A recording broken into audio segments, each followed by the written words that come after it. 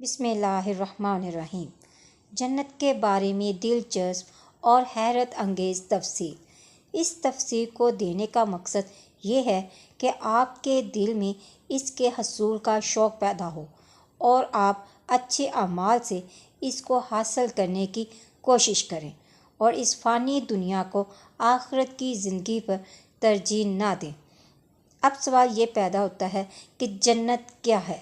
اللہ تعالیٰ نے اپنے بندوں کو ان کے اچھے اعمال کا اپنے فضل و کرم سے بدلہ اور انعام دینے کے لیے آخرت میں جو شاندار مقام تیار کر رکھا ہے، اس کا نام جنت ہے اور اسی کو بہشت بھی کہتے ہیں۔ جنت میں ہر قسم کی راحت و شادمانی فراحت کا سامان موجود ہے۔ سونے، چاندی، موتی اور جواہرات کے لمبے چوڑے اور اونچے محلات بنے ہوئے ہیں اور جگہ جگہ ریشمی کپڑوں کے خوبصورت و نفیس خیمے لگے ہوئے ہیں۔ ہر طرف طرح طرح کے لذیذ اور دل پسند میووں کے گھنے شاداب اور سایہ دار درختوں کے باغات ہیں اور ان باغوں میں شیریں پانی، نفیس دودھ، عمدہ شہد اور شراب طہور کی نہریں جاری ہیں۔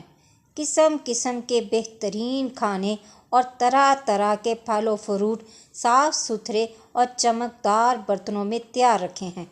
اعلیٰ درجے کے ریشمی لباس اور ستاروں سے بڑھ کر چمکتے اور جگمگاتے ہوئے سونے، چاندی اور موتی جواہرات کے زیورات، اونچے جڑاؤ تخت، ان پر غلیچے اور چادیاں بچھی ہوئی اور مسندیں لگی ہوئی ہیں۔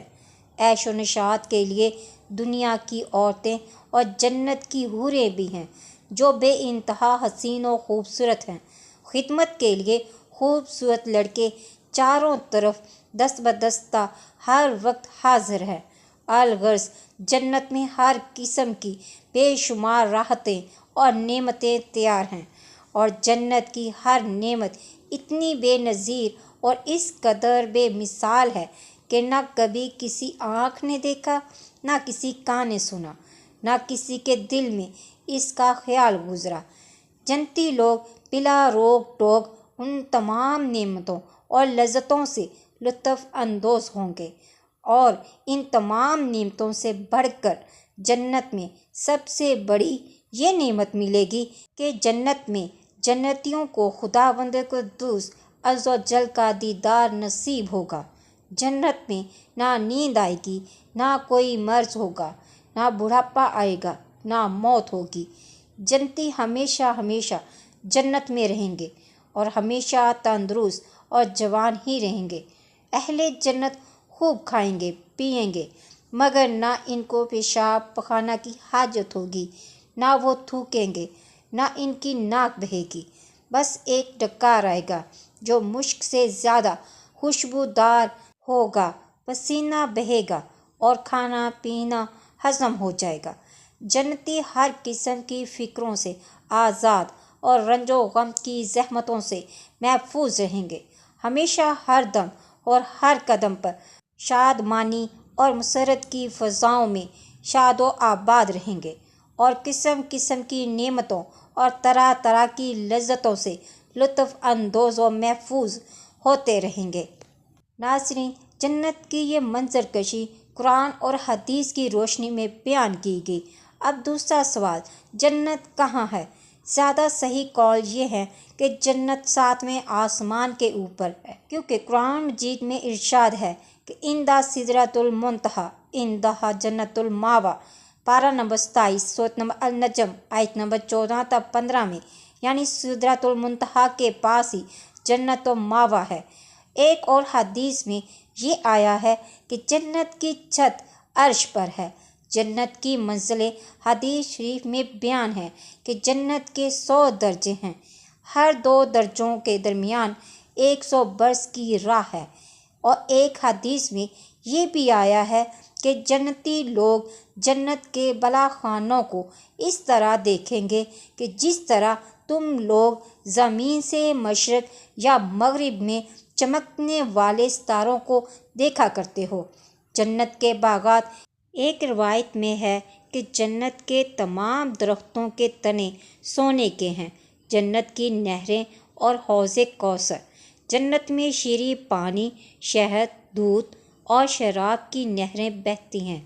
جب جنتی پانی کی نہر میں سے پئیں گے تو انہیں ایسی حیات ملے گی کہ پھر انہیں موت نہ آئے گی، اور جب دودھ کی نہر میں سے نوش کریں گے تو ان کے بدن میں ایسی فربہی پیدا ہوگی کہ پھر کبھی لاغر نہ ہوں گے، اور جب شہد کی نہر میں سے پی لیں گے تو انہیں ایسی صحت و تندرستی مل جائے گی کہ پھر کبھی وہ بیمار نہ ہوں گے، اور جب شراب کی نہر میں سے پلائے جائیں گے تو انہیں ایسا نشاط اور خوشی کا سرور حاصل ہوگا کہ پھر کبھی وہ غمگین نہ ہوں گے۔